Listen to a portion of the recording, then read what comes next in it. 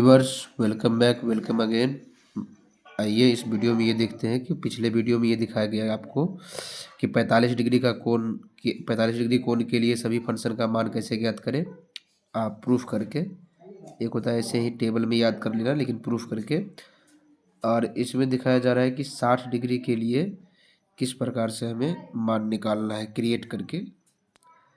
तो सबसे पहले आप एक समबाहु त्रिभुज बनाइए जो कि चित्र में बनाया गया है। और समबाहु त्रिभुज है तो तीनों के तीनों भुजा बराबर होगा। तो पहले भुजा को x दिया गया तो दूसरा और तीसरा भुजा भी x ही होगा। साथ ही दिखाया गया कि त्रिभुज में लंब डाला गया है। लंब डालने से क्या होता है कि लंब डालने से x का जो भुजा होता है, वो जो भुजा है जिस पे लंब आया है वो बिल्कुल उसे बराबर दो भागों में बांट रहा है। यहाँ देख रहे हैं AD जो है वो पैरेलल है BC पर, जिससे B से D तक की दूरी और C से D तक की दूरी समान हो गई। तो x को दो समान दूरी में बांटा जाएगा तो x/2 जैसे कि लिखा गया है। चलिए अब फिगर से अलग होकर बात कर लेते हैं। माना कि ABC एक समबाहु त्रिभुज है जिसमें भुजा AB BC और AC बराबर x दिया गया है, लेकिन AD बराबर BC लंब है, इसीलिए BD और CD का मान x/2 दिखाया गया है।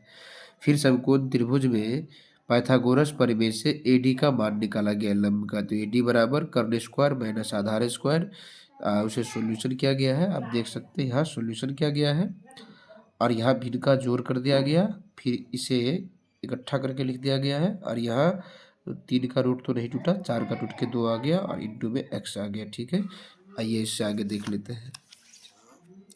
यह देखिए आप sine cos tan cot sec cosec सबके लिए फॉर्मूला लिख दिया गया है। और यहाँ से फिगर से मान जो है रखा गया है, जैसे कि एक का बता रहे हैं आपको लंब बट्टा कर्ण है।